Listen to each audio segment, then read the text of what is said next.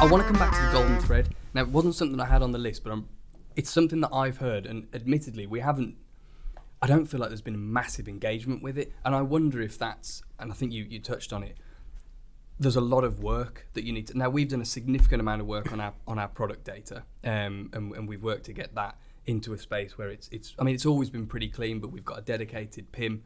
We're ready for eating. We've got our GS1 codes and all the TSI code and everything else going on. But do you think that's what's holding people back from engaging with this stuff? I think when the golden thread was discussed, it's a great idea. Then you've got to come up with a plan how you're going to actually implement this. This is the amount of people you've got to get on board. Yeah, this is the big thing. This is the really big. Look, something's got to be done. There were quite clearly some failings that the Hackett report identified, and hopefully this is going to stop that happening ever again, that horrific incident or anything like it happening ever again. So it's got to work, really. Yeah. How it's going to work, I still don't think we know as an industry. We've got an idea of how it works, and as you just mentioned there, all the data is key for all of this stuff. Yeah. It's really key. But there's nothing really stopping someone putting in wrong data to skew the figures or whatever, apart from a truly independent third-party accredited scheme. And well, the CCPI started doing that now, haven't they? Yeah. So again, with your ISO, whatever ISO you are, 14,000 or whatever. Yeah. So any of those, they're third-party accredited. You've got someone truly independent coming round and reviewing what you do to allow you to then say we are ISO whatever. Yeah. That's great. That's a benchmark. That's really good. That's going to get you a hell of a lot of the way to where you need to be. The reason I think it hasn't really got momentum yet is, I think if you look at when it was launched, we then had Brexit, the pandemic. I know we keep talking about it, but it just happened. You have to be a realist. Yeah, well, this is the fallout from it. It did happen. Yeah. Now let's get back on track and let's make it happen again. And I think we will.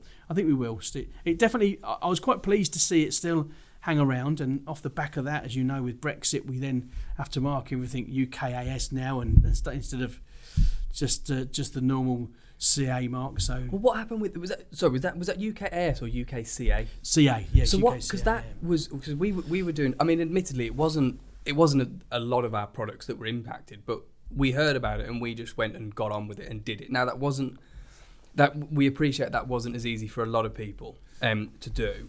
And the capability or the infrastructure wasn't there to support it within the timelines. But then it just stopped. Yeah, I mean, so before that it was CE, wasn't it? Yeah. So it was all CE. Yeah.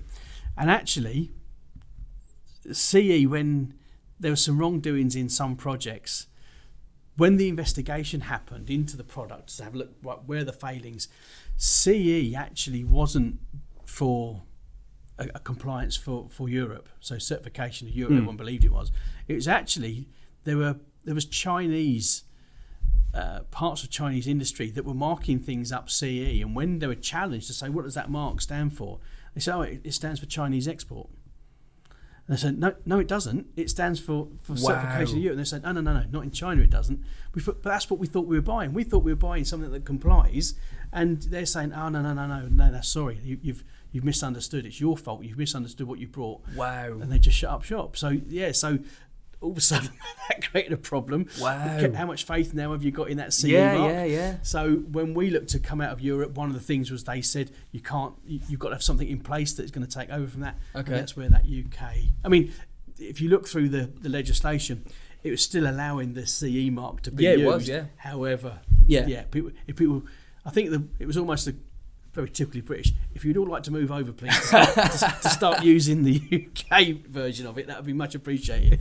Yeah, and we'll give you 6 years. Yeah.